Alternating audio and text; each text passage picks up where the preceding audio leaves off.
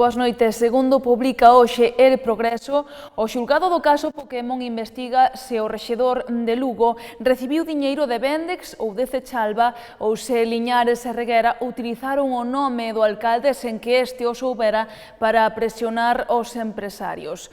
Hoxe, Orozco reiterou unha vez máis que el nunca recibiu sobornos. Anotacións como Oroz ou alcalde nas contabilidades B de Vendex e Sechalva poden ser as culpables de que o alcalde de Lugo, José López Orozco, este imputado na operación Pokémon.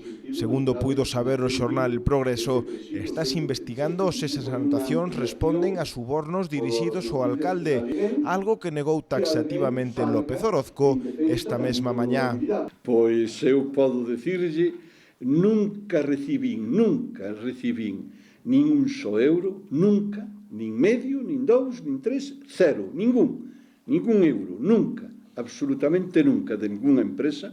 Se finalmente é así, a posibilidade que tome máis sentido sexa de que o exedil Francisco Fernández Liñares e a súa man dereita Javier Reguera empregaban eses termos para presionar as empresas e que así entregasen máis cartos.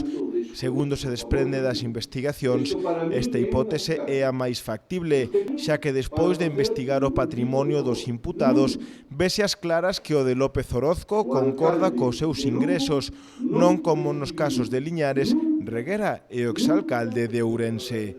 Por iso, mentre se investigan todas as vías, unha vez máis, o alcalde de Lugo dixo que está disposto a declarar de novo ante a xuíza para aclarar todo o que ela desexe. Pois eu o que espero é que a señora xuíza me chame a declarar se o considera oportuno, unha vez máis, que non terei ningún inconveniente en contarlle todo aquilo que me pregunte e eu saiba, todo aquilo sobre o que eu poda responderlle, que conte coa miña máxima, como lles decía outro día, un dereito e un deber. De todos os xeitos, López Orozco apelou a semana pasada á Audiencia Provincial para que se levante o segredo sumarial do caso e saber de que se lle acusa, algo do que dixo todavía non sabe en que intre do proceso se atopa. Sei o que lles dixe outro día, están presentados os escritos, e nada máis, non sei nada máis. Ratifícome en todas e cada unha das cousas que dixen sempre, en esa sí que me ratifico cada día con máis firmeza, pero nada máis. En clave municipal, o Concello de Lugo estuda prohibir que se aparque na rúa de diante do Club Fluvial. A Concellería de Infraestructuras traballa nun anteproxecto para reordenar o tráfico no barrio da Ponte. A peonalización da Ponte Romana habería que engadir agora a idea de que se proíba aparcar na rúa Fermín Rivera. Polo de agora é só unha idea, aínda que non caeu ben entre veciños e comerciantes. Precisamente, dende o Partido Popular criticaron hoxe esta idea e anunciaron que pedirán en pleno que se paralice este anteproxecto que suprimiría os aparcadoiros do vial Fermín Rivera. No vindeiro pleno, no pleno do lunes, pediremos a paralización inmediata da decisión de suprimir os aparcamentos na rúa Fermín Rivera. O que está claro é que o Goberno Municipal do señor Orozco está empeñado en darlle a puntilla a un barrio, o barrio da Ponte, que sistematicamente foi esquecido ao longo dos seus 4 mandatos. Miren, o Goberno falla no fondo e na forma neste aspecto. Non conta para nada cos veciños e aparta, como decimos descaradamente, da toma destas decisións que afectan de cheo o barrio, aparta descaradamente os veciños e os comerciantes da zona.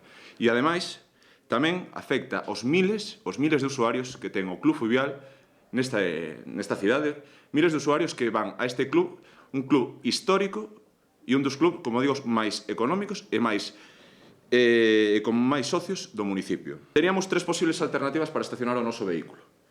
Serían irnos a alternativa que nos propoñen sería usar a pasarela nova peatonal. Unha sería aparcar na zona de abaixo do Pazo de Feiras. Ali non hai moitas plazas, non hai moitas. Hai a banda de estacionamento que hai en liña ao largo da rúa e despois unha pequena zona enfrente debaixo do Pazo de Ferias cando está aberta.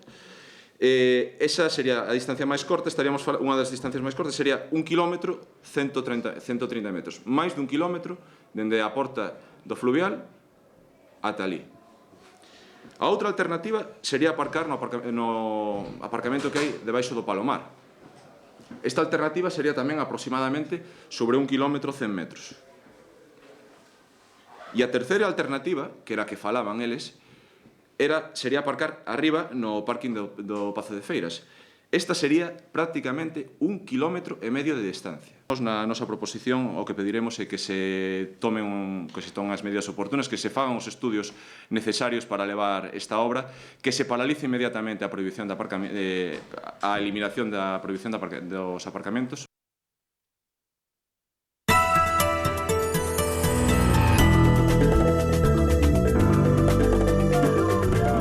Despois de 4 meses de preconcurso, hoxe Alimentos Lácteos presentou a súa solicitude formal de concurso de acreedores no xulgado mercantil de Lugo. A compañía mantén débedas por máis de 14 millóns de euros. Ademais, no lado negativo, tamén está o cambio de postura de Pascual que fai inviable o plan de negocio formulado ata o momento. Así, faise preciso que Alimentos Lácteos abra unha nova etapa na que aspira a conseguir quitas e aprazamentos que fagan viable a súa actividade.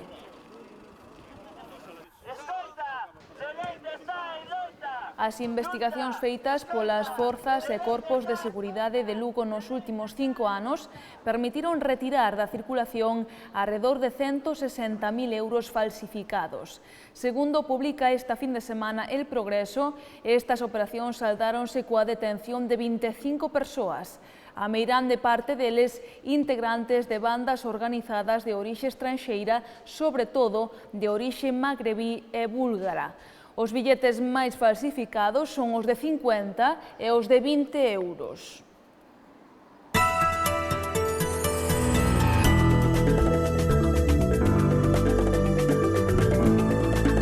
A comunidade educativa do Instituto das Mercedes sigue en loita. Unha vez máis critican que o decretazo da Xunta de Galicia se fixo sen ningunha planificación. De feito, aseguraron que na última inspección educativa se enteraron de que non se implantarán novos ciclos de FP no Instituto durante o vindeiro curso. Para protestar unha vez máis, instan a cidadanía a participar na manifestación que sairá do propio centro o día 30 deste mes ás 7:30 da tarde. Ademais, a plataforma na defensa do Instituto das Mercedes tamén presentou un recurso contencioso ante o Tribunal Superior de Xustiza de Galicia. Temos ido ao Parlamento de Galicia con esta reivindicación e, inda que non contamos co apoio da maioría do Parlamento, sí que é de resañar e é de resaltar que contamos co apoio unánime de toda a oposición, dos 3 grupos parlamentarios da oposición. Creo que eso deberá ter un valor para a Administración. Temos xa máis de 10.000 sinaturas de veciños e veciñas de Lugo apoiando a continuidade de IES Mercedes. Van 2 meses tamén agardando por ter unha entrevista do Conselleiro de Educación e a verdade que temos que dicir que non agardábamos unha indignidade así por parte da Consellería. Un conselleiro que apenas había un mes que estivera aquí visitando o centro con motivo do premio Schneider a eficiencia enerxética, ao IES as Mercedes, a este IES, pois non agardábamos que pudera tomar unha decisión sen siquiera ter informado previamente á comunidade educativa.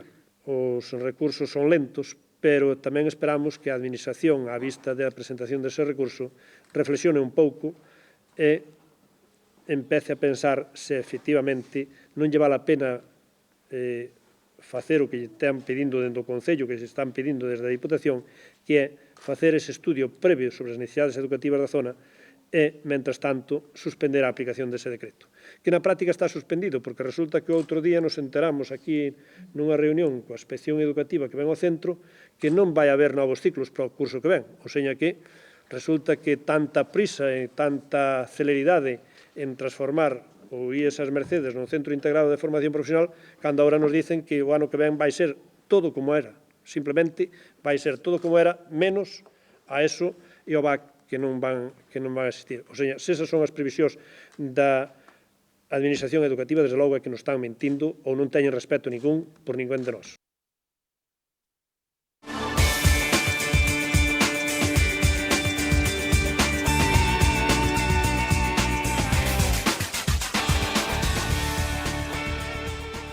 O Club Deportivo Lugo certificou onte a súa permanencia matemática na segunda división. Ademais, hai novidades en canto á súa conversión en Sociedade Anónima Deportiva. Dende o Concello de Lugo aseguraron hoxe a compra de accións por valor de 600.000 euros. A ledicia nas facianas dos xogadores do Club Deportivo Lugo non podía ser maior despois de sumar onte un gran triunfo ante o Sabadell para certificar a permanencia deportiva na segunda división por unha temporada máis. O malo é que para poder competir a vindeira campaña na División de Prata hai que sumar o orzamento mínimo exixido polo Consello Superior de Deportes para a conversión en Sociedade Anónima Deportiva, unha circunstancia difícil de acadar no actual contexto económico.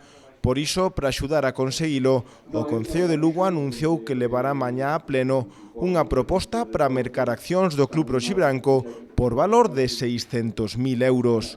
Creemos que o Concello debe de estar en apoio de, como lles digo, de un activo da nosa cidade. E por iso tomamos o acordo de facer unha aportación de 600.000 euros para que se poda constituir esa asociación, esa sociedade anónima deportiva. Pero teño que engadir que o acordo ten unha contrapartida, e esta contrapartida é que a finais de ano o Club Deportivo Lugo, mediante a fundación que está creando o Club Deportivo Lugo, nos vai devolver esa cantidade. A proposta do Concello é semellante á da Deputación, pero o alcalde evitou dar detalles, xa que dixo descoñecer exactamente o acordo que se chegou no goberno provincial. De todos os xeitos, esta proposta ten que aprobarse no pleno extraordinario de mañá, pero seguro que sairá adiante, xa que o PP anunciou que apoiará a proposta. Vémolo moi claro desde o primeiro momento en que íbamos a apoiar o Lugo, é dicir, nosotros alegrámonos moito e felicitamos o Lugo pola temporada que fixo, por estar e manterse en segunda A, e, polo tanto, o que queremos é que Lugo siga tendo un equipo de segunda e ojalá o puidéramos ter de primeira, e en ese sentido vamos a apoiar e vamos a votar a favor desa adquisición de accións. Sempre, e hai que explicalo, vai no sentido de que cunha opción de recompra de tal maneira que é, como diríamos, unha especie de préstamo. De todos os xeitos, dende o BNG xa anunciaron que votarán en contra, xa que dixeron hai problemas máis importantes que arranxar na sociedade. O Bloque Nacionalista Galego xa definiu no seu momento que se vai opoñer a que se inxeten 1,5 millón de euros entre os 600.000 que poñería o Concello e 900.000 a Deputación para comprar accións do Clube Deportivo Lugo. Nós queremos e creemos que o Lugo debe seguir adiante, pero nun contexto no que están pechando empresas, na que a xente está no paro, que se está quedando sin vivendas, que apenas ten para conseguir comida, que as institucións públicas invistan máis de 1 millón de euros en crear unha sociedade anónima deportiva, unha empresa, evidentemente, para o Bloque Nacionalista Galego non é o camiño correcto e por iso nos imos votar en contra. Ademais, o Concello tamén confirmou que amañará o campo do Ceao para uso do equipo roxibranco.